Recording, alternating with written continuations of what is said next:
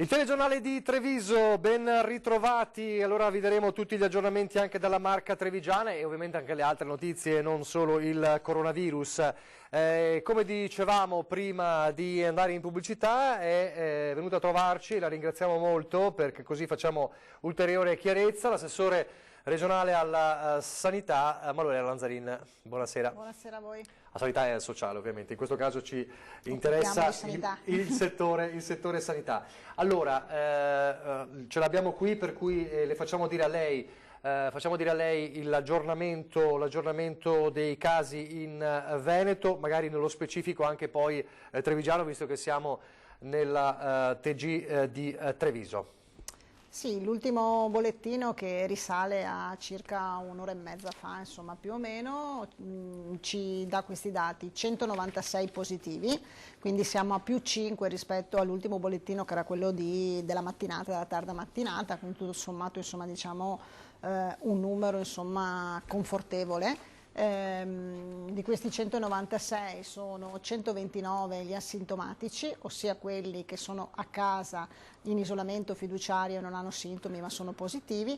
58 sono i ricoverati, ma spieghiamo il 58 e quindi questo numero che è diverso rispetto a quelli precedenti.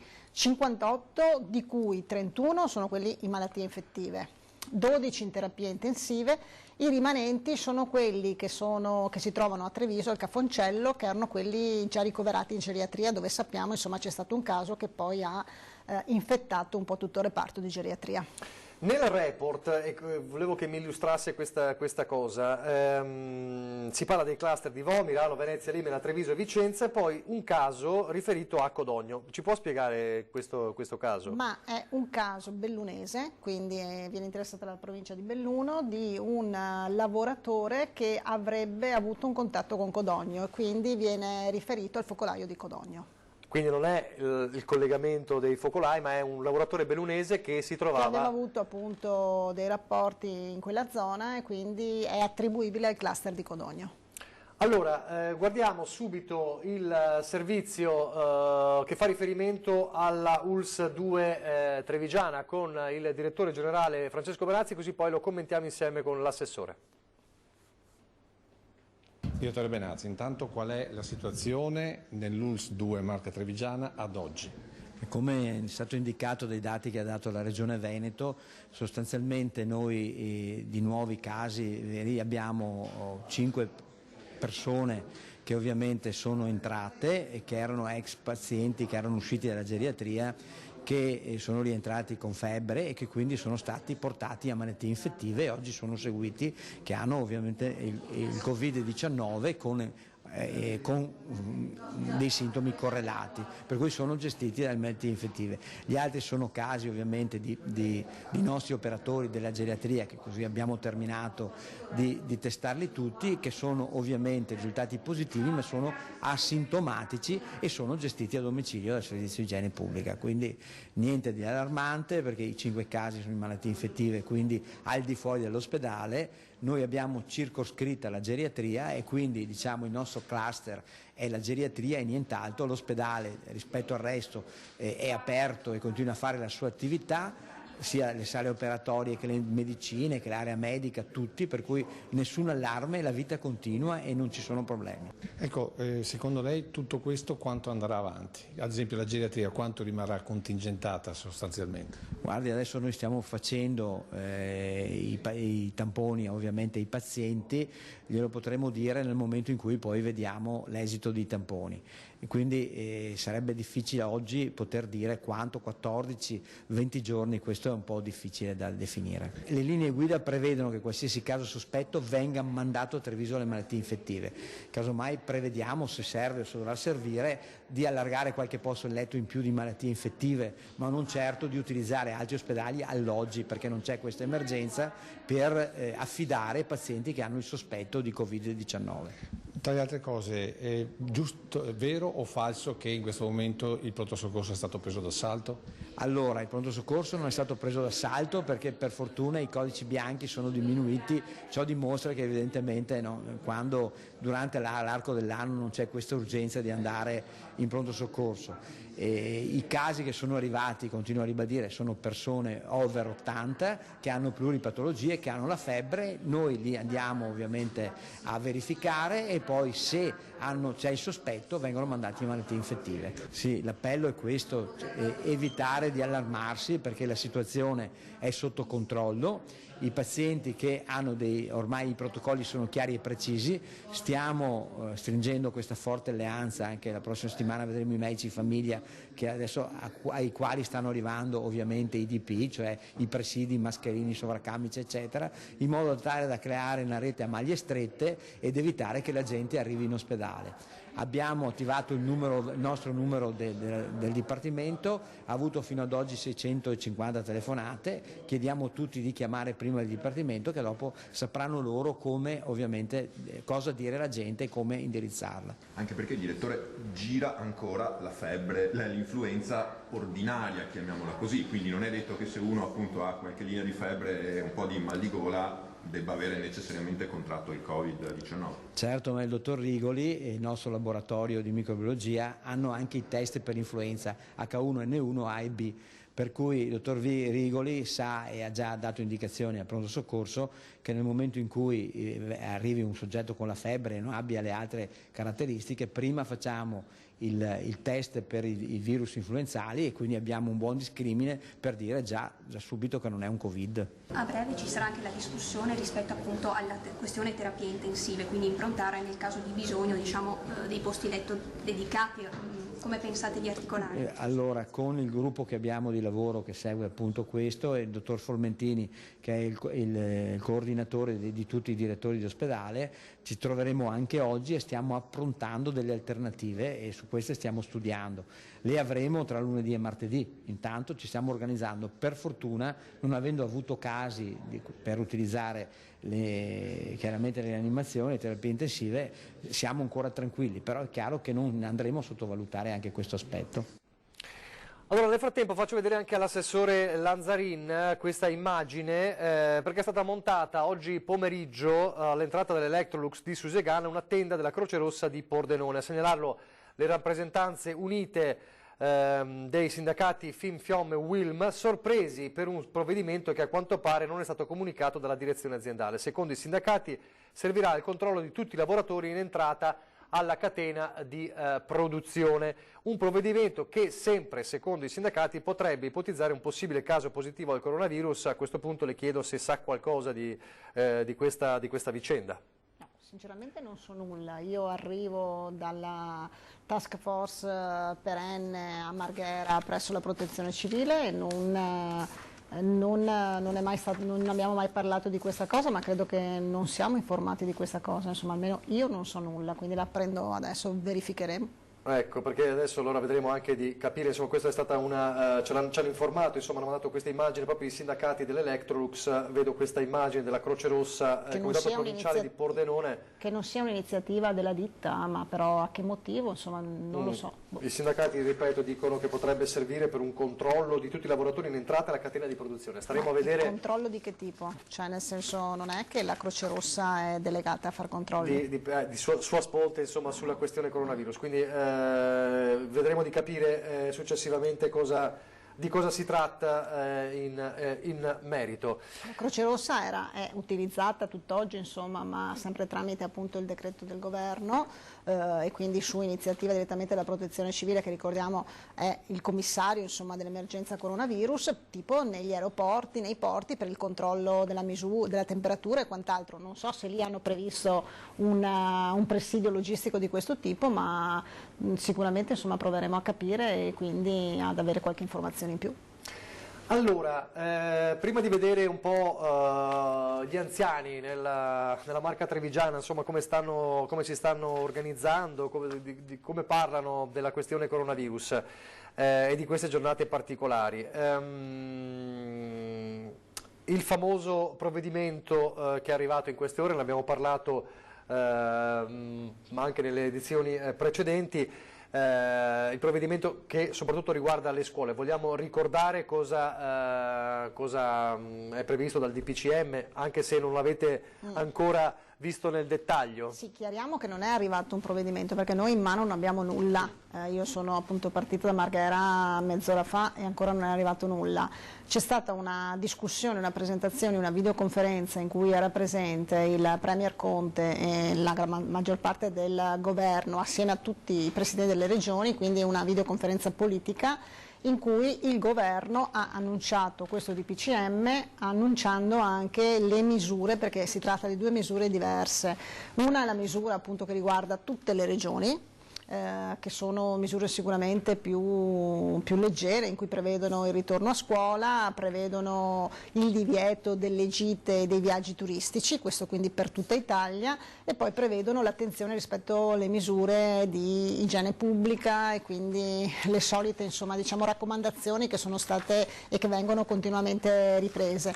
Poi c'è una parte invece che coinvolge solo 3 regioni, quindi Veneto, Lombardia e Emilia-Romagna perché oggi è una regione dove i casi positivi stanno diventando importanti, anzi l'ultima tecnica che è stata fatta con la protezione civile ha visto l'Emilia-Romagna superare il Veneto e questo è successo in 3 giorni, quindi, e con 2 decessi oggi anche in Emilia-Romagna.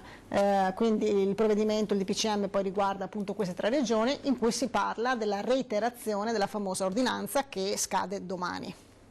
Quindi il contenuto prevede la sospensione delle scuole fino all'8 marzo, quindi tutta la settimana prossima, non più la chiusura come nella prima ordinanza, ma sospensione. Cosa vuol dire? Vuol dire che le lezioni non ci sono, gli studenti non vanno, i ragazzi, gli studenti, perché parliamo di sia servizi educativi di prima infanzia sia che tutte le altre scuole. Quindi dall'asilo nido fino ogni ordine e grado, ecco. Quindi tutte le scuole. Sono sospese, quindi i ragazzi, gli studenti non vanno a scuola, ma le scuole rimangono aperte per quanto riguarda appunto gli uffici, le segreterie, la docenza se si deve incontrare. Per anche programmare, immagino, la didattica. Per organizzarsi l'attività alla ripresa. È vero che è stato detto, si leggeva nelle ANSE nelle lanci d'agenzia, che poi ci sarà un ulteriore aggiornamento alla fine della settimana prossima o durante la settimana per capire se prolungare ancora? Sì, allora il Premier Conte ha detto questa è un'ordinanza, non è un'ordinanza, è un DPCM, quindi non è un'ordinanza che viene presa. Un decreto della Presidenza del Consiglio dei Ministri. È un decreto che verrà preso dalla Presidenza del Consiglio dei Ministri d'intesa con le regioni, nel caso specifico con le 3 regioni che ho citato prima, e quindi noi lo aspettiamo per capire e dare l'intesa per fare eventuali osservazioni. Nella DPCM è mantenuta quindi la sospensione di tutte le attività culturali, sportive di qualsiasi genere, eccetto gli allenamenti, quindi quelle che comunque non c'è una forte aggregazione di persone, anche le manifestazioni, gli eventi religiosi, e su questo c'è stata una discussione su cui noi abbiamo presentato delle osservazioni, ossia la volontà di riaprire le chiese secondo noi, e su questo c'è una discussione, hanno detto che si confronteranno perché i contenuti di questi PCM sono contenuti che vengono validati dal comitato scientifico che la Presidenza del Consiglio ha al proprio fianco e quindi che ha costituito proprio per validare tutte le posizioni o le iniziative che vengono prese, e quindi c'è una valutazione in corso rispetto a questo, anche se da parte del governo e del comitato scientifico c'è stata una chiusura iniziale. Poi c'è la questione dei musei, dei luoghi d'arte, in cui la Regione Emilia-Romagna ha così evidenziato la possibilità di contingentare, di mantenere aperti, ma contingentare i numeri. Non domani, perché domani c'è comunque la giornata della cultura, in cui appunto ci sono, sappiamo, in giro in Italia musei aperti, però domani prevale l'ordinanza che c'è, quindi non per domani, eventualmente per domenica prossima. Mi faccia capire quindi l'iter. Questo il DPCM è stato preparato, lo dovrete vedere nel dettaglio? Perché vogliono l'intesa con le 3 regioni. Ecco, questo vuol dire che sarà visto nel dettaglio nelle prossime ore, nella notte o nelle ore di domani mattina. E allora domani ci sarà l'ufficialità su tutto quanto? Domani avremo l'ufficialità su tutto? Secondo noi sì, o in nottata con la pubblicazione in Gazzetta o domani.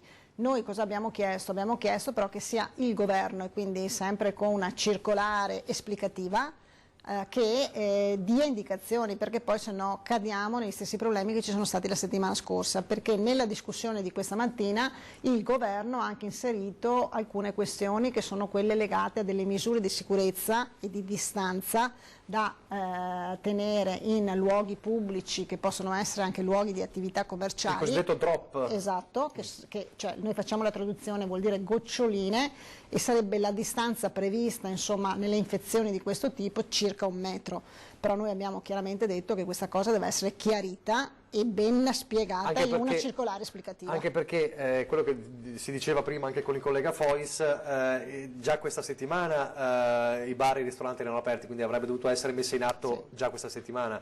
Peraltro è il buon senso che lo dice. È chiaro che sarà difficile, come dire, mettere in atto ma anche la gestione e il controllo di questa cosa. Quindi noi domani mattina probabilmente avremo la chiarezza anche su musei e messe? Su musei e messe domani mattina penso, quindi domani comunque è chiuso tutto, perché comunque certo. chiaramente l'ordinanza arriva fino al 1° di marzo domani, è nella settimana che arriva e quindi è domenica prossima, perché poi queste misure avrebbero la durata fino all'8 marzo, quindi domenica compresa. Il governo ha anche detto che in questa settimana però ci sarà un'interlocuzione per capire numeri, dati e quadro epidemiologico. Senta, Treviso abbiamo detto 35 i contagiati, però oltre la metà di più anche gli asintomatici. Abbiamo parlato in questa settimana di emergenza come la fascia più critica, la fascia più a rischio è quella degli anziani, soprattutto se hanno ovviamente delle patologie pregresse. Allora il nostro Lucio Zanato oggi è andato in una delle associazioni più importanti degli anziani del capoluogo della Marca per sentire un po' cosa ne pensano di questi 8 giorni di emergenza coronavirus in Veneto. Anziani e coronavirus. È la terza età quella maggiormente a rischio se contagiata dal virus cinese, ma i nostri nonni non sembrano barricarsi in casa, anzi confidano molto sulla sanità veneta. Gli anziani sono fiduciosi, anche increduli, ma comunque sono abbastanza fiduciosi. La conferma arriva dal GAT, Gruppo Anziani Treviso, l'associazione più importante per la terza età in città. Questa è la storica sede di Via Calabria, di sabato normalmente affollata, oggi come si vede vuota. Noi abbiamo chiuso appena ci è stato comunicato dal Comune.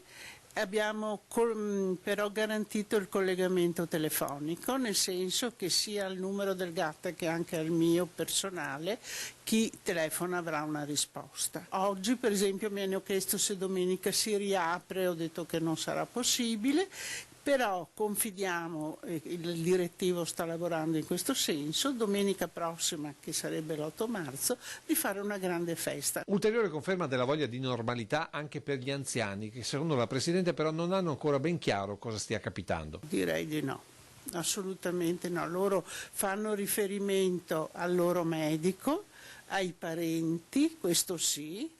Ecco, temono di essere lasciati soli, ma questo però è un sentire comune di ogni giorno degli anziani, cioè noi dovremmo fare in modo che gli anziani avessero, dico io sempre, un numero telefonico da fare e un collegamento sicuro. E questo è il timore che continuerà anche quando, secondo l'esperienza dei più vecchi, il coronavirus non farà più paura. Oggi bevevo il caffè con un amico che lavorava al laboratorio di igiene e profilassi della provincia, per tornare un attimo indietro nella storia, mi ha detto che era già noto nell'86.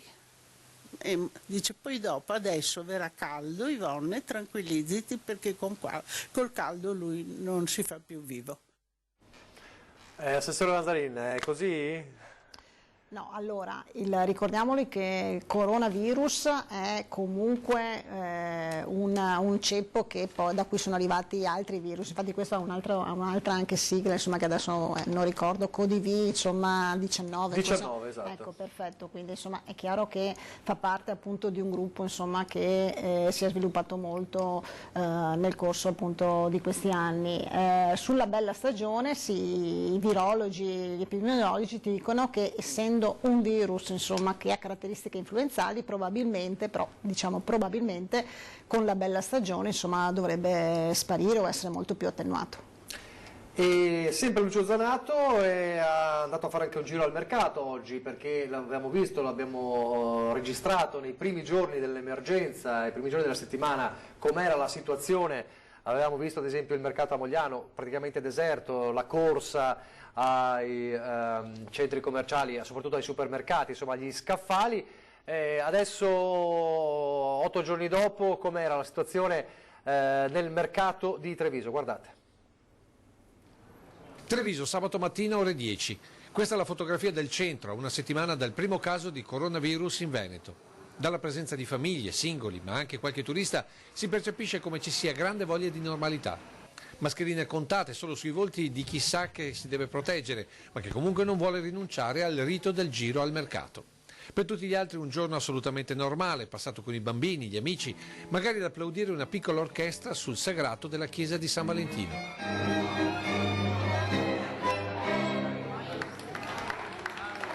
Immancabile nel nostro percorso il passaggio in uno dei santuari laici dell'Incontrarsi trevigiano, la storica osteria Armandi via Manzoni. Qui sicuramente l'atmosfera da contagio non è arrivata. Sta passando la paura? Non c'è mai stata, mi sa. Beh, insomma, dai, posti chiusi, disdette per i viaggi, insomma, qualcosa stava succedendo a Treviso. Oggi invece col mercato sembra sia cambiato un po' le cose. C'è un sacco di gente, ma anche i giorni scorsi, solo qualche disdetta. E l'ombra è un po' il simbolo di questa ricerca della normalità che si sente forte tra i banchi del mercato, dove è tornato l'affollamento dopo il vuoto della paura di martedì scorso. Qui le distanze sono decisamente ridimensionate, segno che nessuno teme un possibile contagio. Io vedo tantissima gente qui in mercato oggi rispetto a martedì. Sì, anche il sabato, la gente anche a casa, anche è bello muoversi. Signora, buongiorno, tanta gente al mercato oggi. È passata insomma la paura? Speriamo di sì. Non bisogna avere paura, bisogna continuare ad andare avanti. Beh, rispetto a martedì mi sembra che... Oggi sì, è meglio di martedì. E l'ottimismo dei commercianti è rinforzato da quello dei clienti. Comunque sì. Passata. Io non l'ho mai avuta comunque. Però martedì scorso qui non c'era praticamente ma nessuno. Io il martedì non vengo mai, cioè io vengo sempre il sabato. Insomma, tanta gente. Sì, bellissimo, anche in piazza. Passata la paura, vedo tanta gente al mercato. Lo caro, mi fa piacere, mi fa molto piacere. Lei ha avuto paura? Buongiorno. Ciao, buongiorno. No, neanche un fiato. Però martedì c'era veramente poca gente. Sì, sono stato qua un giorno e c'era pochissima gente. Invece... Normale, tranquilli. Insomma, stiamo tornando tutti alla normalità. Penso proprio di sì, mi fa piacere anche. Grazie, buongiorno. Già era ora? Sì, era proprio ora, dai, ne ho fatto già per massa paura. In verità c'è chi l'effetto virus l'ha accusato, come Beppe Mora, artista con la passione per l'accoglienza di amici che diventano turisti. Tanti quelli che gli hanno detto che non veniamo più, almeno per un po'. Tante nazioni hanno imposto, chi glielo fa fare a un turista che arriva a Treviso, ok? Di poi subire una quarantena al ritorno. Ecco perché secondo l'artista l'iniziativa del sindaco Conte è più che meritoria. Oggi ho letto una cosa che ha scritto Mario Conte, della quale lo ringrazio, alle varie testate sia inglesi che americane che hanno scritto bene di noi. Vorrei che osservassero lo stesso impegno del nostro sindaco in questo caso, ma questo a livello nazionale. Tutte le fonti diciamo ufficiali dovrebbero essere un po' molto più attente ai risvolti, perché il settore del turismo non è solo che soffre, ma è quello che sta soffrendo di più. Allora Assessore, queste immagini fanno ben sperare, insomma, almeno nell'atteggiamento della gente. No, sì, credo che sia molto importante, sono immagini tranquillizzanti e rassicuranti ed è il messaggio che noi stiamo cercando di dare. La richiesta che il Veneto aveva fatto appunto di ritorno alla normalità, quindi con delle misure che non fossero quelle che sono state annunciate, insomma, quindi di una reiterazione in pratica dell'ordinanza, andavano proprio in questa direzione. È chiaro che non possiamo e non vogliamo abbassare la guardia, però ci sembra che oggi la situazione in Veneto, con i numeri che abbiamo e che quindi sono stabili e con anche rispetto insomma, ai paragoni con la Lombardia, che invece è una situazione sicuramente molto più critica di sofferenza, insomma, ci facevano dire e chiedere queste cose. Però mi fa piacere insomma, perché vedere la gente che comunque chiunque esce, è in giro, è in piazza e in maniera molto tranquilla dice che non ha paura di ritorno alla normalità, credo che sia quello che abbiamo bisogno. Diversa la situazione di Vo Euganeo, per forza di cose, perché a Vo Euganeo c'è il cluster più importante del Veneto. Su questo poi risentiremo più tardi le dichiarazioni del governatore Zaia registrate oggi da Filippo Foi. Su questo la Regione aveva chiesto qualcosa di diverso. Sì, allora nella discussione che c'è stata politica sulle misure appunto da adottare, quindi di restrizione, il Presidente ha fatto presente che secondo noi non aveva più senso l'area rossa, che nel nostro caso, ricordiamolo, è Vo Euganeo, ossia quella chiusura del comune di Vo Euganeo, nessuno può uscire, perché comunque la situazione secondo noi è una situazione insomma stabilizzata. Ricordiamoci che noi abbiamo oggi il numero di tamponi che noi abbiamo fatto è di 8.350, di cui 3.041 sono stati fatti a Vo. Lì ci eravamo impegnati a fare lo screening a tutta la popolazione, in quanto c'è stato il primo caso, quindi ancora venerdì scorso, e su questi 3.041 tamponi fatti a Vo, oggi 77 persone sono risultate positivi. Per cui per noi insomma non ha più senso questa restrizione dell'area rossa, ma le stesse misure che ci saranno in tutto il Veneto. Allora, dicevamo prima delle messe, si attende di capire quali potrebbero essere le restrizioni per le messe, per le funzioni religiose dalla prossima settimana. L'unica cosa certa è che domani evidentemente saranno ancora funzioni a porte chiuse, però come è successo mercoledì scorso con la messa delle ceneri, Antena 3 e Rete Veneta possono garantire la possibilità a tanti fedeli e a tantissimi fedeli di poter assistere alla celebrazione di domani dell'Eucaristia dalla Basilica della Madonna della Salute per la prima domenica di Quaresima, e allora vediamo come.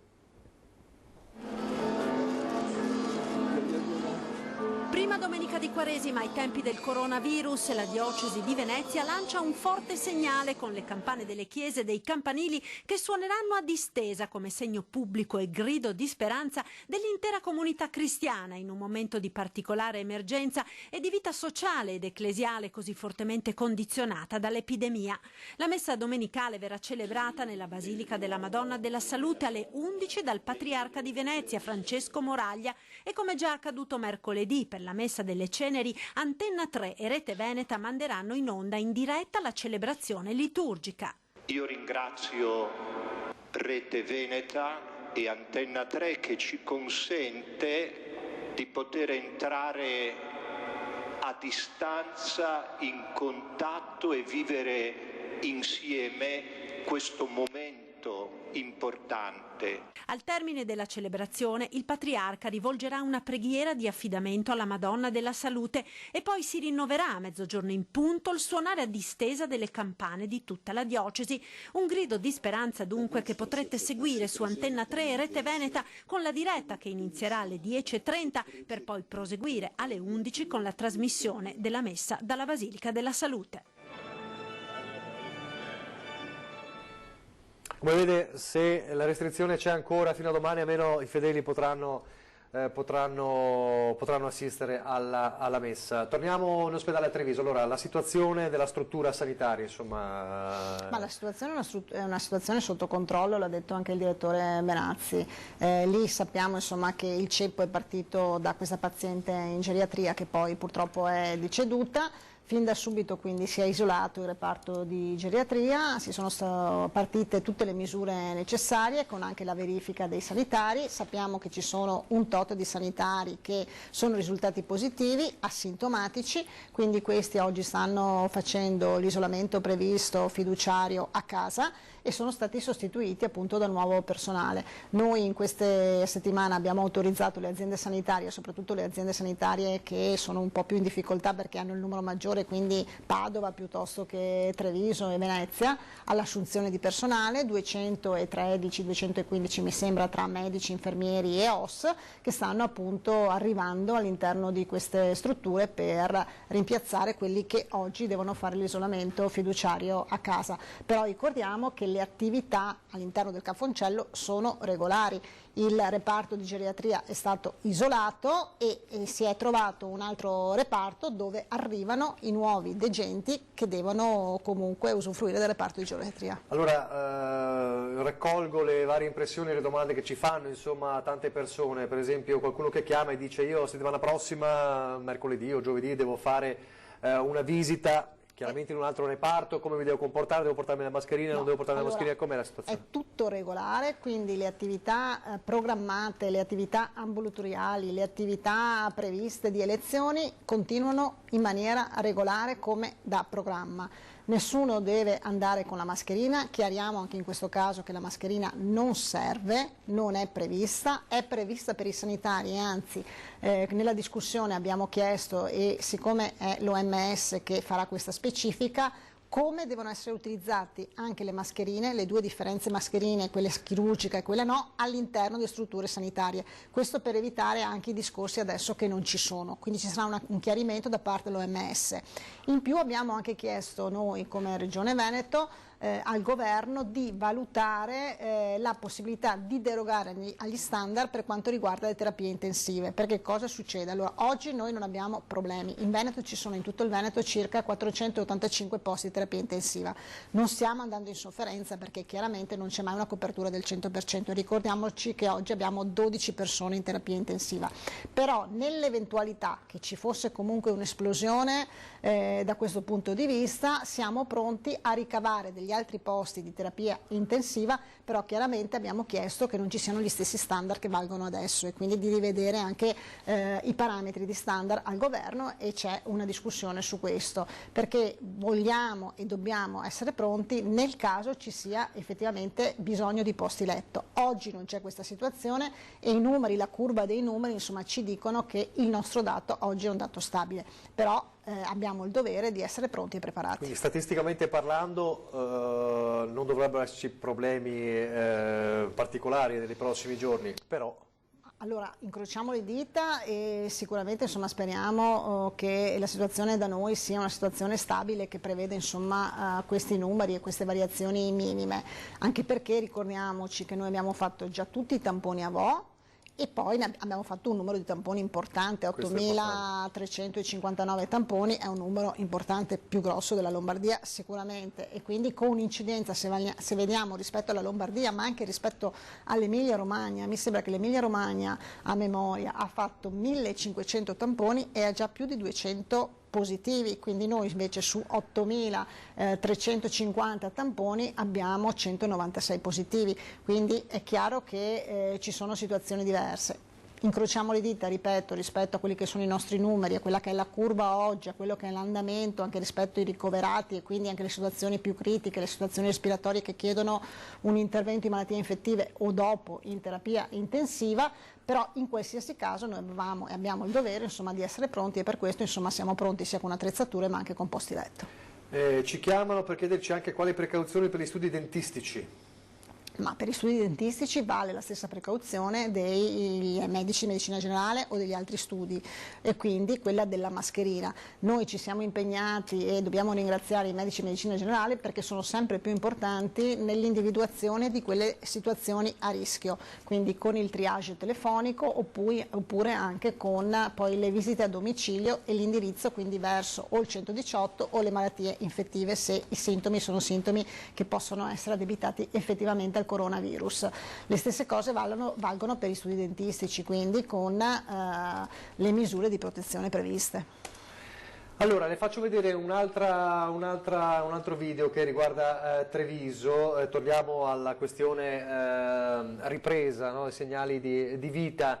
E fra poco poi la lascio libera perché è il video che poi faceva riferimento Beppe Mora nel servizio di Lucio Zanato promozionale delle varie città, i vari capoluoghi del Veneto. Questo riguarda ovviamente Treviso, è un modo per dire Treviso, il Veneto insomma è più forte di tutto, guardate.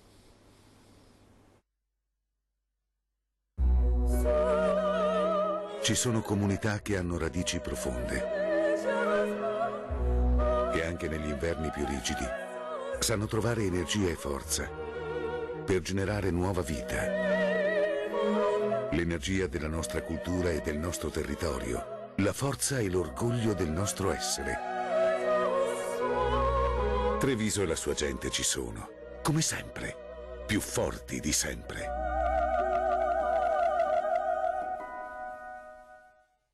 Ecco, questo è il video di Treviso, ma così è per Venezia e per le altre città. È importante questo messaggio? No, è importante, anche noi inizieremo una campagna mediatica, una campagna di informazione e sensibilizzazione, insomma, con video emozionali come questo, proprio per richiamare quelle che sono le bellezze del Veneto e quindi anche il valore turistico, perché se oggi c'è sicuramente una situazione che sta soffrendo è il settore turistico. Insomma, il Veneto, sappiamo, con 18 miliardi di fatturato in questo settore, insomma, sta soffrendo, le disdette ci sono, insomma, questo lo sentiamo, le città sono vuote, pensiamo a Venezia, quindi è chiaro che l'investimento su promuovere il nostro territorio sarà un investimento importante, ma soprattutto nel far vedere che, insomma, la vita va avanti, non c'è nessuna difficoltà e quindi i turisti possono venire senza nessun tipo di problemi. Noi è partito anche oggi un video invece proprio, diciamo, come Regione Veneto, con 3 dottoresse del sistema sanitario veneto che hanno spiegato e spiegano molto bene di cosa si tratta, quali sono le implicazioni, qual è la componente rispetto alle persone anziane, insomma, e quindi un video informativo che anche questo serve proprio nell'ottica di rassicurare e soprattutto di tranquillizzare la popolazione. Fra poco devo lanciare la pubblicità e la saluto, però volevo chiederle questo, cosa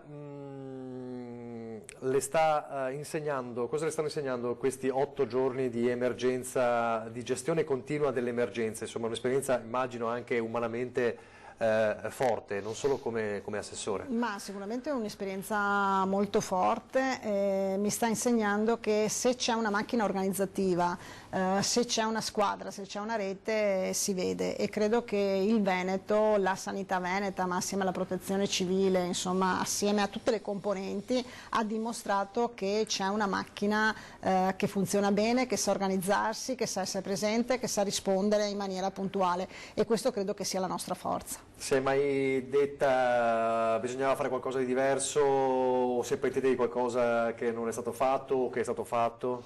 Ma è difficile, poi il giorno dopo, col senno di poi, si vedono le cose e si pensa ma se forse, però non è il tempo e né il momento. Io credo che nel momento in cui c'è stato il primo caso diagnosticato a Schiavonia e quindi si è iniziato col cluster di Vo, e quindi abbiamo seguito 24 ore su 24 l'evoluzione, abbiamo predisposto, informato, abbiamo coinvolto le componenti, penso ai medici di medicina generale, alla continuità assistenziale, ai farmacisti, all'ordine degli infermieri, insomma abbiamo cercato veramente di mettere insieme, di organizzare, di motivare, di sostenere e di ringraziare, insomma, la grande forza ma la grande disponibilità che abbiamo visto in questa settimana.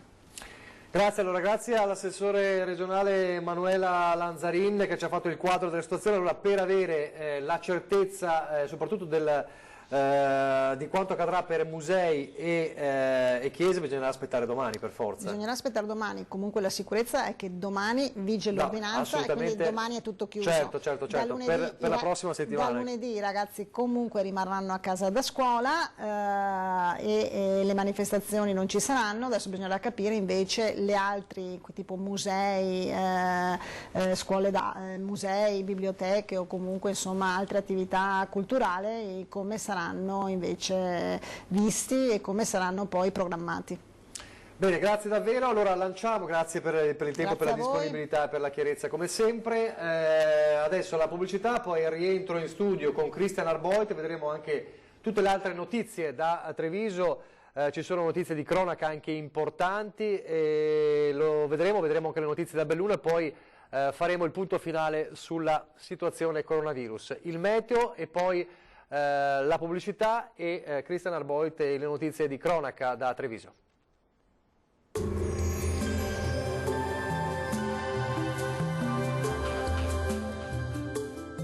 Vello, azienda che opera nella raccolta dei rifiuti da 40 anni, leader nella carta da macero. Bentrovati al meteo. Una perturbazione entra in azione sul nostro territorio, determinando così un deciso peggioramento del tempo. Il dettaglio di domenica 1 marzo. Sul Veneto il mese si apre all'insegna del maltempo con precipitazioni diffuse e quota neve sugli 800 mm. Dal pomeriggio alternanza di nuvole e rasserenamenti e solo localmente qualche altra pioggia sulla pianura. Temperature minime tra 3 e 6 gradi, massime in lieve calo, comprese invece tra 8 e 10 gradi all'incirca. Ci spostiamo ora sul Friuli Venezia Giulia, anche qui avremo una diffusa instabilità, con piogge vedete un po' su tutto il territorio e localmente saranno anche forti. Temperature minime tra 5 e 9 gradi, massime invece tra 8 e 11 gradi. Uno sguardo infine alla situazione del Trentino Alto Adige, anche qui piogge al mattino, andrà meglio dal pomeriggio con ampi spazi di sereno. Temperature minime tra 2 e 3 gradi, massime sui 12 gradi all'incirca. Dal meteo per ora è tutto, vi auguro un buon proseguimento in compagnia di Antenna 3. Arrivederci.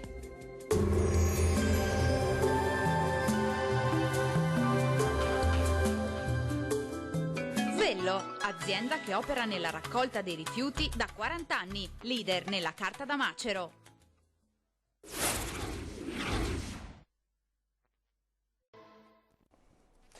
Di nuovo insieme per la cronaca, non c'è soltanto il coronavirus in questi giorni, in queste ore. Andiamo quindi a Casale sul Sile, dove il Comune ha revocato i certificati di agibilità alla Claudia Augusta. Gli ospiti non autosufficienti dovranno trasferirsi in una struttura a norma. Vediamo.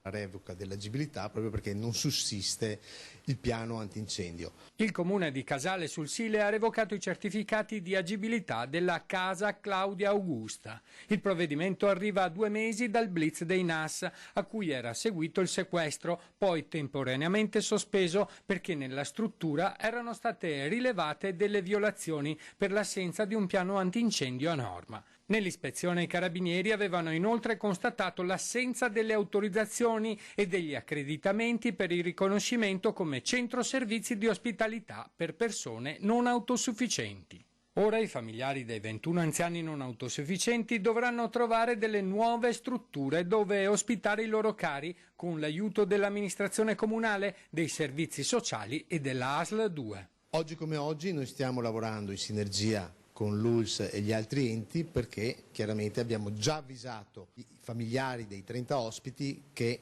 chiaramente le persone non possono rimanere all'interno della struttura. Sono stati convocati, abbiamo fatto l'esvama in cui sono rivelati che non sono autosufficienti e quindi dovremmo trovare per loro una struttura, il classico centro servizi, che sia accreditato secondo la norma 20 del 2002 con la Regione Veneto e li possa accogliere per dargli veramente un supporto sanitario. Quali sono i tempi? Ma i tempi chiaramente li dobbiamo studiare bene in quanto questi ospiti, questi anziani non sono dei pacchi che si possono spostare dall'oggi al domani, quindi dovremo, e chiedo veramente una grande sinergia ai familiari e agli amministratori di sostegno per attivarsi al più presto per eseguire questa operazione. Rapina aggravata, lesioni e porto d'armi abusivo sono le accuse mosse dai carabinieri di Sacile a 2 ventenni, un 18enne e un 17enne trevigiani accusati di aver accoltellato un 19enne di Sacile. 3 giovani residenti in provincia di Treviso sono stati arrestati nel corso di un'operazione della compagnia Carabinieri di Sacile in esecuzione di un'ordinanza di custodia cautelare in carcere per l'ipotesi di reato di rapina aggravata, lesioni personali aggravate e porto abusivo d'arma. I 3 sono coinvolti in una rissa con accoltellamento durante una cessione di droga. Il provvedimento restrittivo riguarda un ragazzo di 20 anni originario del Marocco e residente a Farra di Soligo, un 18enne di Pieve di Soligo e un altro 20enne di Conegliano, tutti con precedenti di polizia. Per gli stessi reati risulta indagato presso la Procura della Repubblica del Tribunale dei Minori di Trieste un 17enne di Pieve di Soligo, ora in stato di libertà. Secondo quanto inizialmente denunciato, i 5 si sarebbero dovuti incontrare alla stazione di Sacile per il presunto acquisto di una bicicletta di un 19enne del posto la mattina del 27 gennaio. Dalle prime indagini dei carabinieri l'incontro invece era finalizzato alla cessione di 10 grammi di marijuana, ma durante le fasi della contrattazione ne era nata una colluttazione e il 19enne sarebbe stato ferito con un coltello da cucina dal cittadino marocchino. L'aggressione poi era continuata con pugni a volto e minacce di morte. Il giovane, finito a terra, era stato anche rapinato di portafogli e bicicletta.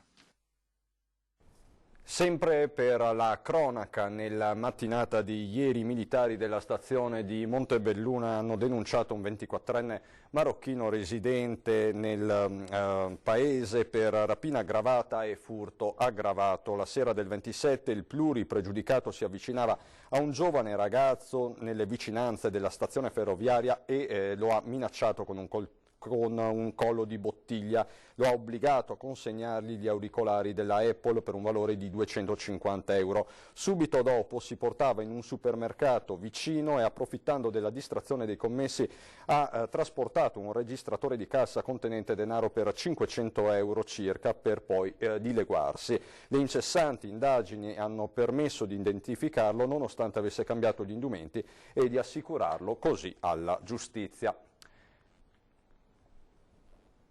Assalto nella notte invece ad un distributore di Signoressa. Dei malviventi hanno scassinato una cassaforte di un self-service con un flessibile. I ladri sono fuggiti con un magro bottino, dato che la colonnina era stata svuotata di recente. Sul posto sono tempestivamente intervenuti i carabinieri di Montebelluna per i rilievi del caso, che ora appunto visioneranno anche i filmati delle videocamere di sorveglianza. I ladri hanno potuto agire in totale libertà, aiutati dal buio della notte. Non è escluso che si tratti della stessa banda di ladri entrata in azione anche nelle altre pompe di benzina della zona. È l'ennesimo furto in pochi giorni ai danni dei distributori self-service di benzina nella marca trevigiana.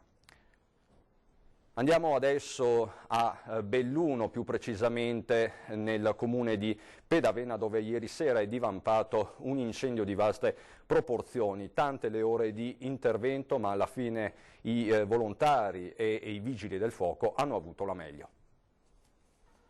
Le fiamme sono divampate per quasi 6 ore, illuminando la serata nella vallata feltrina, ma alla fine vigili del fuoco e protezione civile hanno avuto la meglio. L'allarme è partito alle 18:30 sul Colmelon, in comune di Pedavena, posizione impervia quanto panoramica, non a caso in località Belvedere. Impossibile che l'incendio passasse inosservato. Sul posto sono così subito arrivate le squadre dei pompieri permanenti e volontari di Feltre e del Basso Feltrino, con 7 automezzi e circa 20 operatori a salvaguardia delle abitazioni più vicine, che in un primo momento sembrava fossero a rischio. Sul Colmelone anche i tecnici dell'antincendio boschivo regionale, che hanno coordinato le operazioni, tecnici regionali supportati dai volontari di protezione civile antincendio boschivo, come confermato anche dall'assessore regionale alla protezione civile Giampaolo Bottacin. Le operazioni di spegnimento si sono concluse con successo a notte inoltrata, mentre le operazioni di bonifica del mezzo ettaro distrutto dalle fiamme sono proseguite per tutto il giorno e si sono rivelate particolarmente complicate, visto che molti alberi erano già al suolo dopo vaia. Sulle cause del rogo stanno indagando i carabinieri forestali. E torniamo a occuparci di coronavirus in provincia di Belluno dopo la segnalazione del primo caso ancora da confermare, come sentiremo poi da parte dello Spallanzani di Roma. Sulla questione, sulle ordinanze, su quello che dovranno fare i bellunesi è intervenuto poco fa sui social il sindaco di Belluno Jacopo Massaro. Sentiamolo.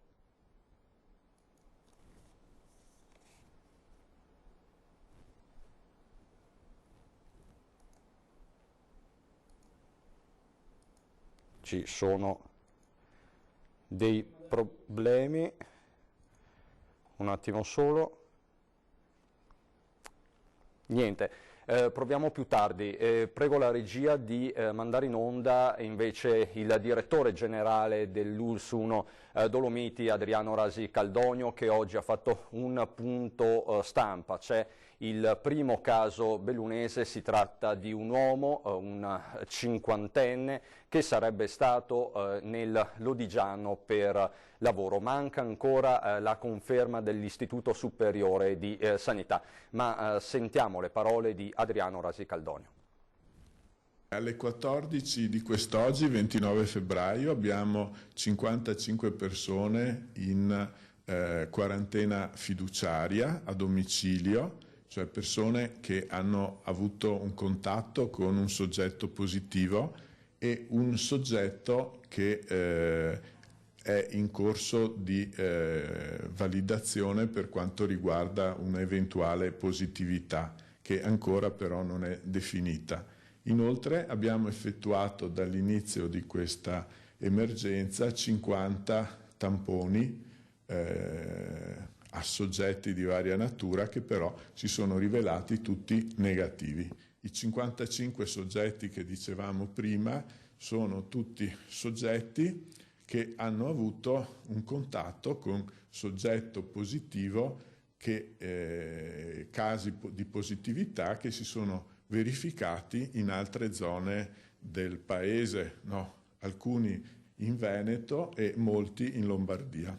L'afflusso al pronto soccorso si mantiene sostanzialmente su dei profili diciamo normali rispetto alla stagione, semmai addirittura anche con qualche leggera diminuzione. Naturalmente invece tutta la rete dei medici di medicina generale e lo screening anche telefonico ai numeri che sono consigliati, oltre soprattutto nei primi giorni un numero consistente di telefonate al 118, questi sono stati i canali maggiormente utilizzati. Ricordo che da questa mattina alle 9 è disponibile un numero dedicato nel Dipartimento di Prevenzione proprio alla gestione delle informazioni di ogni natura riguardo il coronavirus. Questo numero è lo 0437 51 43 43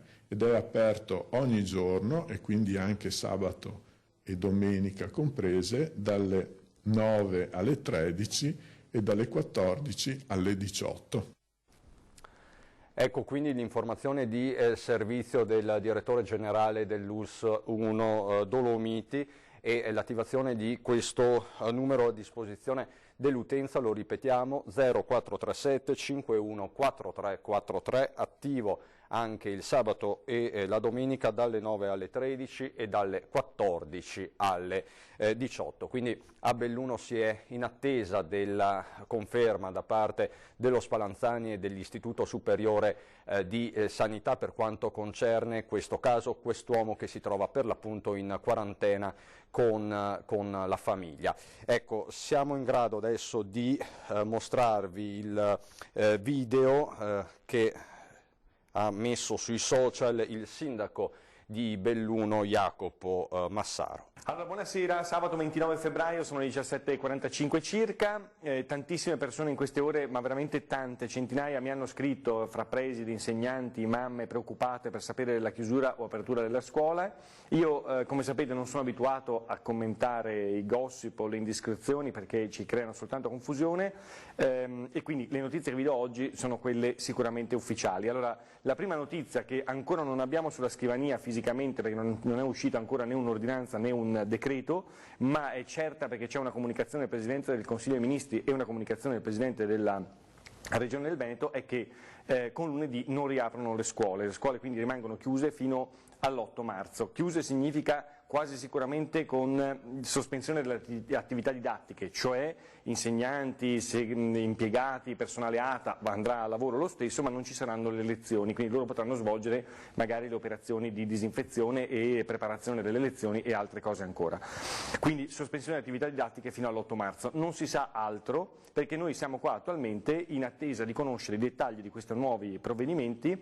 C'è una riunione che è durata quasi tutto il giorno una videoconferenza con tutti i presidenti delle regioni, con il Presidente del Consiglio, con la Protezione Civile e anche con qualche rappresentante dei sindaci, dove hanno definito nuove misure. Queste misure noi le conosceremo in dettaglio questa sera e quindi il prossimo aggiornamento sarà o questa sera o più probabilmente domani mattina, quando fisicamente avremo in mano queste nuove misure. Quindi l'unica notizia ufficiale è questa, non sappiamo altro rispetto a teatri, cinema, musei, sono tutte le altre notizie che mi stanno, tutte le altre domande che mi vengono poste, ad oggi non rispondo perché non sono certo. Sempre a proposito di informazioni ufficiali, la ULSS ha ufficialmente comunicato che ha effettuato fino adesso 50 tamponi nel territorio del Bellunese, tutti negativi, salvo uno che è attualmente in fase di verifica da parte dell'Istituto Superiore di Sanità, quindi finché non ci sarà quella controprova non è ancora positivo.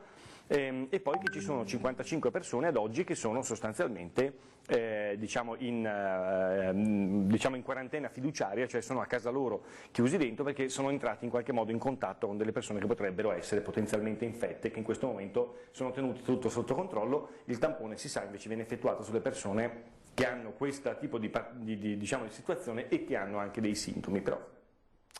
Ecco dunque le parole del sindaco di Belluno. Anche Jacopo Massaro è in attesa, in qualità di presidente della conferenza dei sindaci dell'ULSS, di capire se arriva o meno la positività del test al coronavirus su questo soggetto bellunese che è stato per l'appunto nel Lodigiano a Codogno per motivi di lavoro. C'è da dire che finora nessuno dei test regionali è stato smentito dallo Spallanzani, quindi sembra segnata la strada per il primo caso bellunese. Rimaniamo a Belluno città, dove nella giornata di oggi si è proceduto alla sanificazione dei luoghi pubblici a partire dalle scale mobili di Lambioi. Vediamo.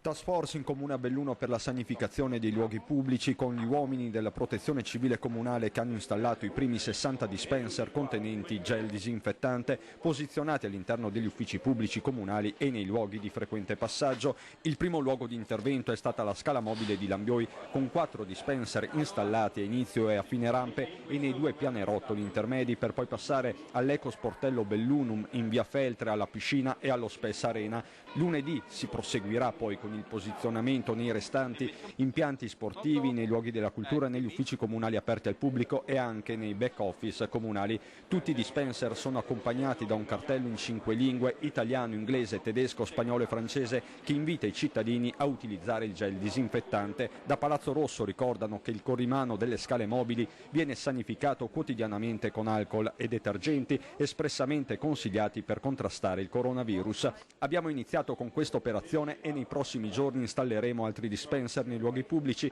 che registreranno questa necessità, ha spiegato il sindaco di Belluno, Jacopo Massaro. Ecco quindi sanificazione in corso in comune a Belluno, si riprenderà lunedì in tanti luoghi pubblici e sportelli per il cittadino. Ritorniamo adesso per un momento a rioccuparci dell'Electrolux di Susegana, perché l'azienda ha confermato che tra le misure messe in campo per arginare la diffusione del coronavirus negli stabilimenti in tutta Italia, quindi non solo a Susegana, oltre all'utilizzo della mascherina per i circa 4.700 dipendenti, da lunedì mattina è prevista anche la misurazione della temperatura corporea con termoscanner per chi entra in fabbrica. Lo riferiscono per l'appunto fonti aziendali, confermando quanto di fatto vi avevamo comunicato in precedenza. Alla misurazione saranno sottoposti non solo i dipendenti ma anche altri addetti come corrieri e fornitori o visitatori. Per lo svolgimento delle procedure sarà coinvolta la Croce Rossa, che allestirà delle tende all'esterno degli stabilimenti. A Susegana, come lo vedete, lo ha già fatto. La misurazione della temperatura corporea è una procedura che in questi giorni è già stata svolta regolarmente allo stabilimento di Electrolux Professional di Pordenone. Ecco, quindi questo l'aggiornamento al minuto secondo. Poco fa la stessa assessore Lanzarin ci aveva detto sostanzialmente che non sono test ufficiali perché quelli appunto sono fatti dalle strutture sanitarie pubbliche. Ecco, per noi adesso c'è un break pubblicitario.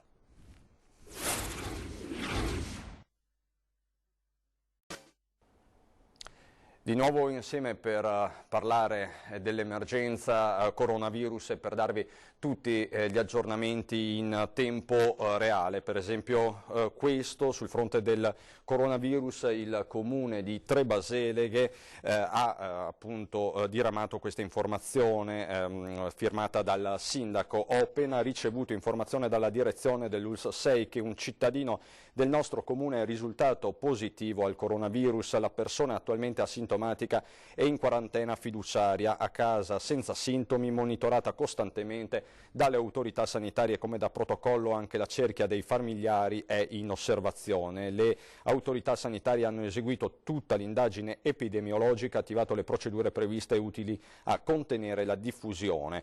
Ai cittadini si continua a raccomandare l'attenta osservanza delle misure igieniche.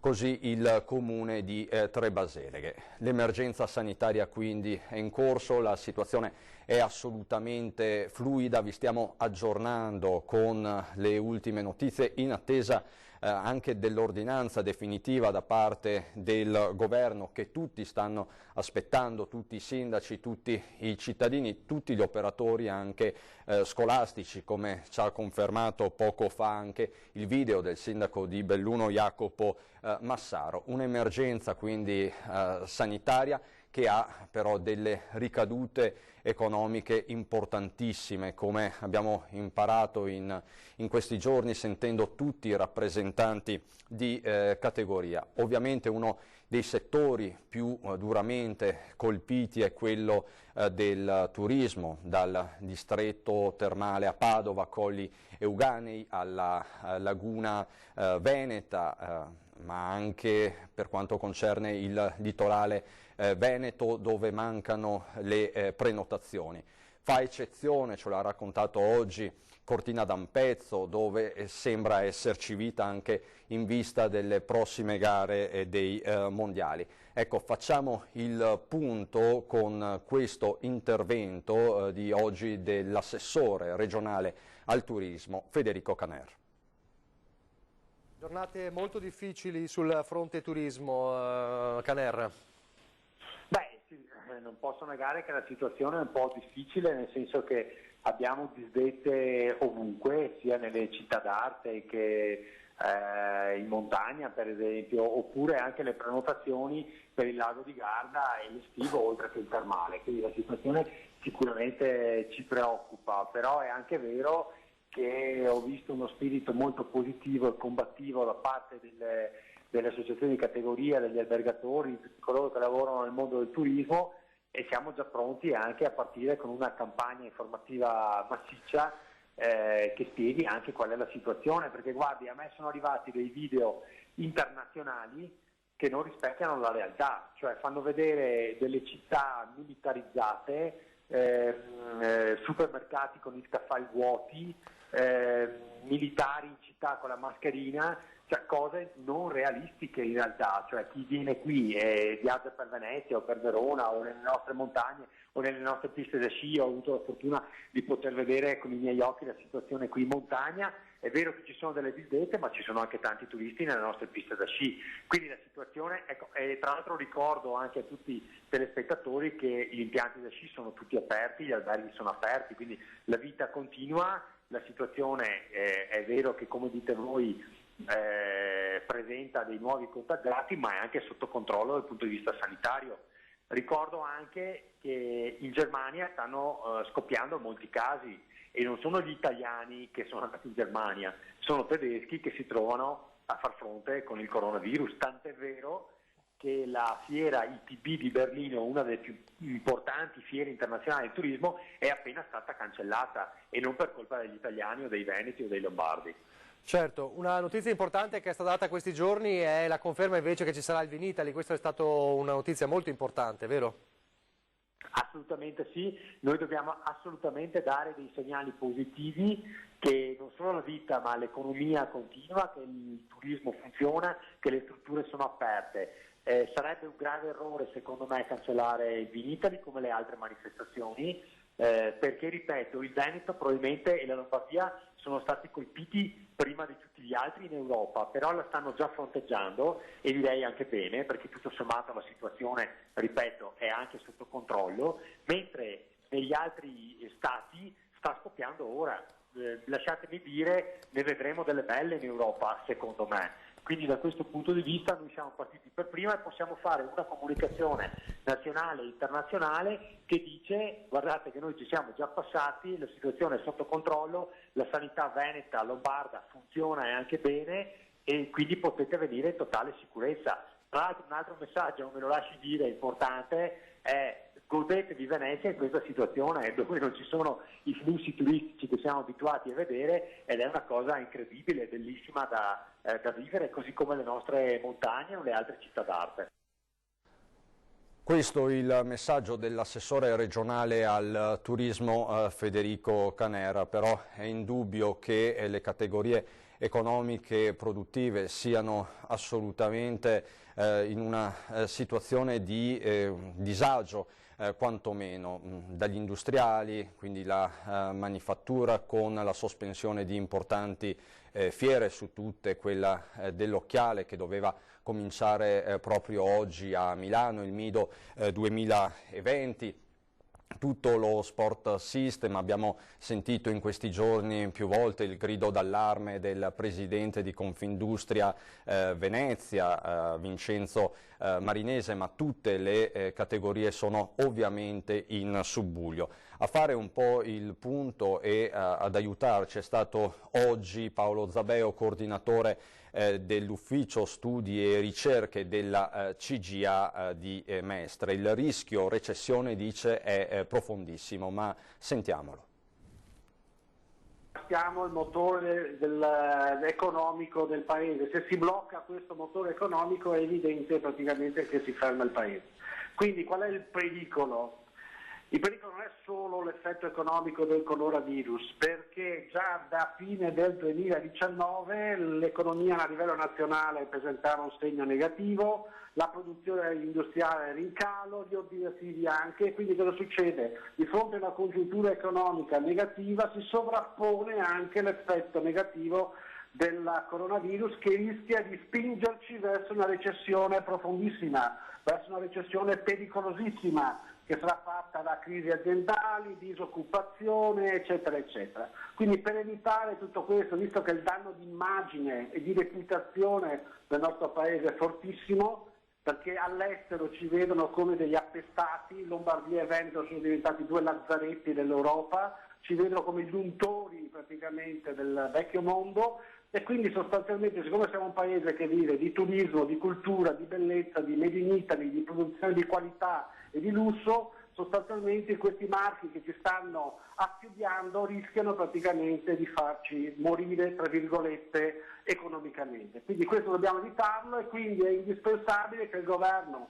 dopo le misure emergenziali che ha approvato ieri sera, che ovviamente riguardano solo i 12 comuni interessati dalla zona rossa, mette in campo invece una misura strutturale di medio-lungo periodo, da qui a 2 anni, con investimenti ingentissimi, almeno 10 miliardi, per far ripartire l'economia con i grandi investimenti in infrastrutture materiali e immateriali.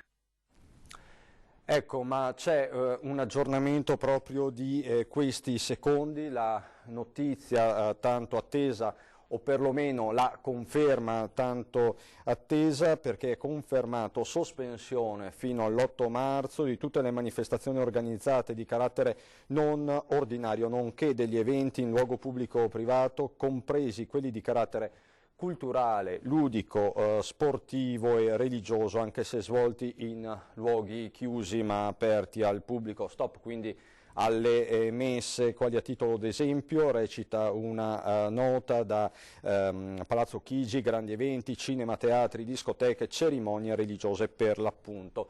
è quanto prevede la bozza del decreto del Presidente del Consiglio dei Ministri in merito alle nuove disposizioni sull'emergenza coronavirus che riguardano, secondo il documento, le 3 regioni, Veneto, Lombardia ed Emilia Romagna. Quindi queste le conferme in tempo reale.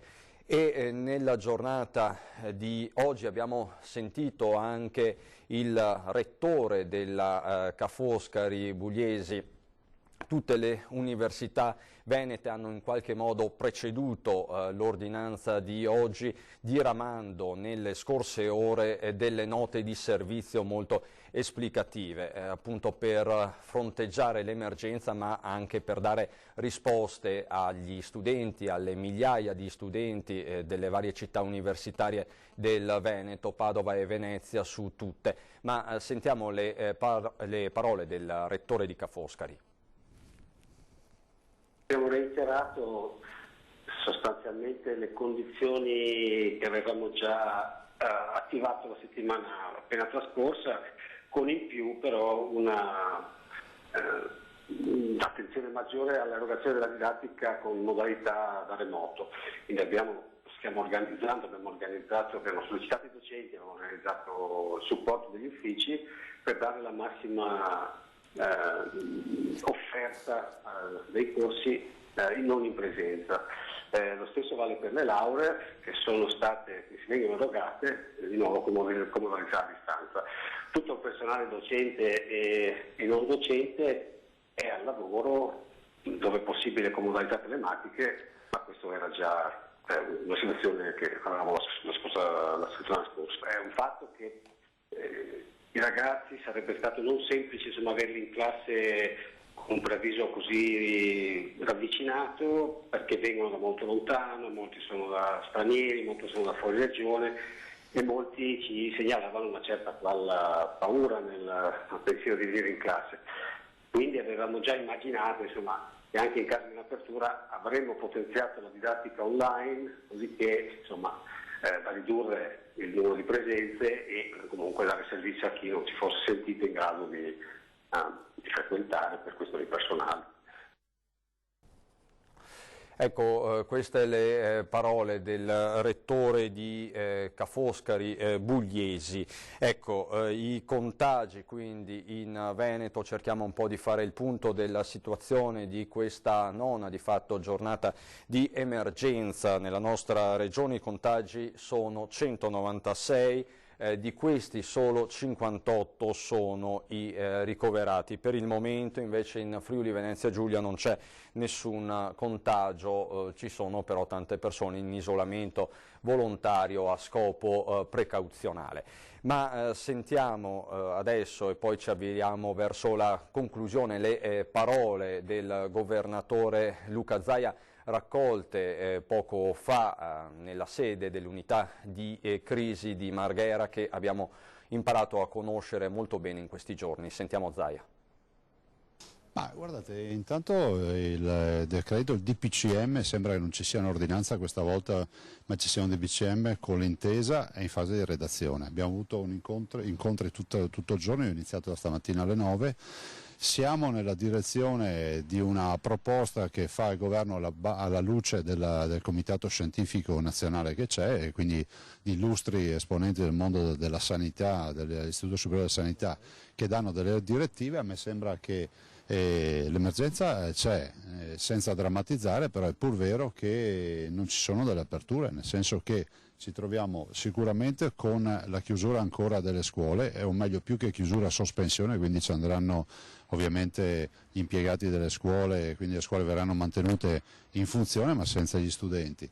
Dall'altro c'è tutta una serie di misure di contenimento del contagio relativamente ai musei, ad altre partite come i cinema, ai grandi eventi, gli eventi in generale, fino all'8 di marzo. E ripeto, siamo in attesa del documento per rileggerlo e vedere quali sono le indicazioni. Le indicazioni, da quel che si è discusso e parlato approfonditamente, sembra abbiano anche delle indicazioni da parte dell'Istituto Superiore della Sanità, e indicazioni che io ho chiesto siano chiare e che comunque chiedo che il governo a questo punto emani l'eventuale circolare poi direttiva esplicativa, visto considerato che è difficile per noi dare interpretazioni a indicazioni che dà l'Istituto Superiore della Sanità, perché si parla di droplet, che significa distanza minima da tenere, che sembra sia il metro. E dall'altro c'è un altro aspetto, io ho chiesto e resto ancora convinto che la zona rossa si possa valutare di aprirla, visto e considerato che sembra anche passato il periodo canonico dell'incubazione. Qui mi sembra che su sto fronte non ci capiamo. Non ne faccio un momento di polemica, abbiamo la comunità scientifica, è ovvio che va rispettata, hanno grosse perplessità sul fatto che ci siano 77 contagiati e vogliono protrarre la chiusura dell'area rossa per altri 7 giorni. Lasciatemi il tempo di attendere il provvedimento, lo dobbiamo leggere e poi eventualmente osservare nuovamente, e quindi poi verrà pubblicato sulla Gazzetta Ufficiale. Una risposta entro stasera? Assolutamente sì, perché deve essere pubblicato sulla Gazzetta Ufficiale domani. Quindi sostanzialmente, Presidente, si tratta di viene prorogato il provvedimento che era già stato deciso domenica. Ma guardi, sì, però diciamo anche che ci sono 3 regioni che hanno questo provvedimento, che sono il Veneto, la Lombardia e l'Emilia Romagna, e c'è ovviamente ancora più codificato cosa si può fare e cosa non si può fare. C'è preoccupazione per i 600 casi della Lombardia e i 200 casi ormai con 33 persone ovviamente in cura in ospedale, delle quali 11 in terapia intensiva in Veneto, e i modelli ovviamente gli algoritmi che ci danno un'impennata dei contagi. Fino ad ora abbiamo cercato di circoscrivere i contagi, ovviamente il caso Treviso è emblematico, che il tema è stato di un contagio avvenuto direttamente all'interno dell'ospedale. Sembra che ci siano nuove direttive anche da parte dell'OMS rispetto ovviamente all'utilizzo dei presidi e quant'altro. Adesso cercheremo di capire. Abbiamo chiesto, questo ve lo posso dichiarare, ho chiesto che vengano anche rivalutati gli standard per eventuali terapie intensive, letti, posti di terapia intensiva diciamo d'emergenza, che non possono evidentemente, pur nella loro efficienza nelle cure, sottostare a dei parametri da periodo di pace dove ci possiamo permettere di tutto, anche il mazzetto di fiori. Cioè, in questa fase dobbiamo pensare a curare i cittadini, curarli bene. Voglio dirvi che noi per quanto riguarda questo siamo già attrezzati anche con le attrezzature che dovevamo avere e che abbiamo comprato in tempi non sospetti. Traducendo, cioè riducendo in sintesi estrema la vicenda, cioè lei aveva chiesto, sosteneva la riapertura delle scuole, invece venne riconfermata per un'altra settimana la chiusura delle scuole e altre misure restrittive anche per musei, luoghi pubblici come cinema, teatri e anche le chiese. Io traducendo è molto semplice, intanto è bene essere chiari, vi potete andare a vedere le mie dichiarazioni. Io ho sempre detto che sono per una ripresa, però vi ho sempre detto che ci vuole una validazione scientifica, questo l'ho detto in ogni caso, perché noi non ci possiamo assumere responsabilità di scelte che non hanno base scientifica. L'Istituto Superiore della Sanità e tutti i tecnici dicono, in linea anche con quello che sta succedendo nei paesi a livello internazionale, è quello di dare la chiusura. Cioè, avete visto purtroppo che la Svizzera ha chiuso addirittura il salone dell'automobile, Berlino addirittura rinuncia alla fiera più grande del turismo che ci sia a livello internazionale, che deve tenersi la prossima settimana, e tutta una serie di ristrettezze, ad esempio come la Gran Bretagna per la chiusura delle scuole o quant'altro. Non è che mal comune sia mezzo gaudio, però vedete che il contagio si sta spostando da 2 regioni iniziali del nord a tutta Europa. E come si fa fronte alle questioni economiche? Beh, guardi, abbiamo parlato anche di questo, il Presidente del Consiglio e il Governo, che era praticamente tutto presente, garantisce che ci saranno provvedimenti urgenti. Noi comunque già a metà settimana, penso mercoledì, saremo in delegazione ristretta proprio a parlare di questo su Roma. Si è parlato di un allargamento della zona rossa a tutto il Veneto, da questo punto di vista. Il Veneto è in emergenza, cioè, direi anche qui, chiariamo questo aspetto, non pensiamo che ci voglia la carta adesso per dimostrare che siamo in emergenza. È chiaro che siamo in emergenza, abbiamo focolai a Treviso, ce li abbiamo a Miradolo, abbiamo un caso a Belluno, abbiamo un caso o due, adesso non ricordo, a Rovigo, insomma non è, e poi ovviamente Limena, Venezia e ancora ovviamente il caso di Voi. Insomma, penso che che star lì a perdere tempo con dichiarazioni, cioè, è evidente che la crisi colpirà e colpisce tutto il Veneto, quindi hanno assolutamente la mia comprensione gli imprenditori, ma si sappia che queste non sono scelte che si fanno sulla base di calcoli politici come qualcuno dice, ma di calcoli semplicemente di algoritmi e di rischio di incidenza. Speriamo che tutti si siano sbagliati, ma se non fosse così qualcuno dovrà dire avevano ragione. Le scuole restano chiuse per un'altra settimana? Le scuole, guardate, restano sospese le attività per una settimana, il termine esatto è sospeso, il che vuol dire che ci andrà il personale dentro ma non ci vanno i ragazzi.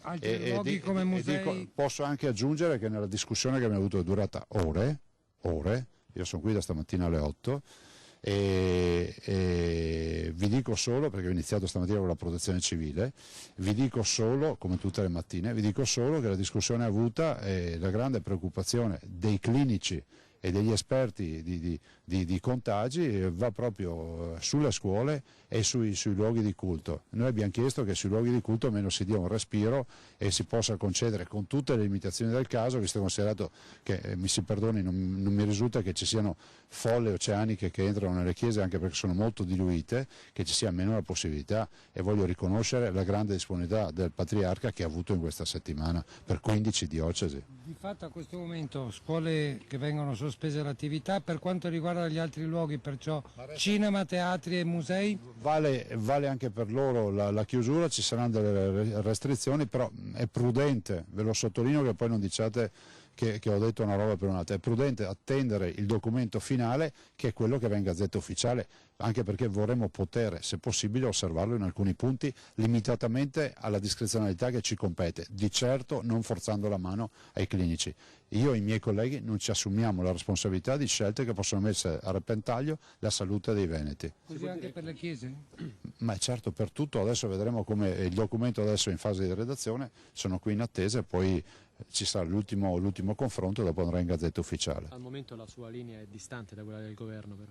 No, guardi, rispetto alle soluzioni no, posso dire che è fondamentale però essere chiari con le indicazioni per i cittadini, perché sennò è inevitabile che poi ci sarà raffronto tra la pizzeria e il ristorante, tra il ristorante e il centro commerciale, tra il centro commerciale e la palestra, tra la palestra e la piscina. L'abbiamo già vista sta settimana. Allora, la prima ordinanza è stata blanda, diciamo anche per garantire un soft landing, non un atterraggio morbido. Adesso siamo entrati in piena attività e tanto è vero che ho chiesto al governo che qualora venga emanato il DPCM, il decreto del Presidente del Consiglio dei Ministri, il governo scriva su questo DPCM che la circolare deve essere assolutamente redatta da loro, perché sono loro che hanno con i tecnici definito alcuni parametri. Ecco, questo il presidente Zaia all'incirca un'ora e mezza fa, quindi Zaia in queste dichiarazioni usava ancora il condizionale perché si era in attesa del DPCM. Il DPCM adesso c'è, come vi ho letto prima e magari lo ribadiamo: sospensione fino all'8 marzo di tutte le manifestazioni organizzate di carattere non ordinario, nonché degli eventi in luogo pubblico o privato, ivi compresi quelli di carattere culturale, ludico, sportivo e religioso, anche se svolti in luoghi chiusi ma aperti al pubblico. È la stessa nota di Palazzo Chigi a portare gli esempi di grandi eventi, cinema, teatri, discoteche, cerimonie religiose di tutti i culti, quindi stop alle messe, è quanto prevede per l'appunto la bozza di decreto, e al momento sappiamo questo. Quindi domani il decreto sarà pubblicato in Gazzetta Ufficiale, probabilmente con tutti i dettagli che ancora in qualche modo mancano, perlomeno non sono stati comunicati. Quindi attività scolastiche sospese, non scuole chiuse, attività scolastiche sospese, quindi i ragazzi restano a casa, il personale invece sarà in qualche modo operativo. Ecco, e stop appunto alle messe. A tal proposito domani alle 11 su Antenna 3 andrà in onda la Santa Messa dalla Basilica della Salute di Venezia, officiata dal Patriarca Moraglia.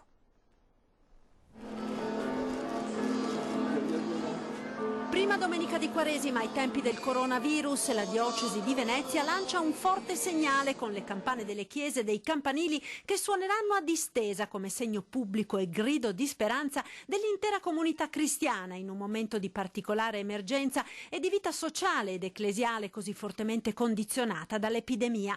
La messa domenicale verrà celebrata nella Basilica della Madonna della Salute alle 11 dal Patriarca di Venezia, Francesco Moraglia, e come già accaduto mercoledì per la Messa delle Ceneri, Antenna 3 e Rete Veneta manderanno in onda in diretta la celebrazione liturgica.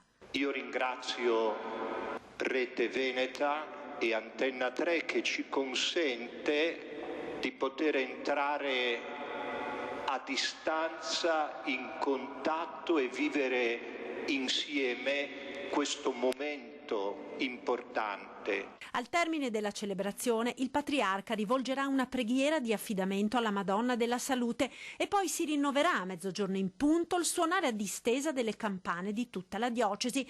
Un grido di speranza dunque che potrete seguire su Antenna 3 e Rete Veneta con la diretta che inizierà alle 10:30 per poi proseguire alle 11 con la trasmissione della Messa dalla Basilica della Salute.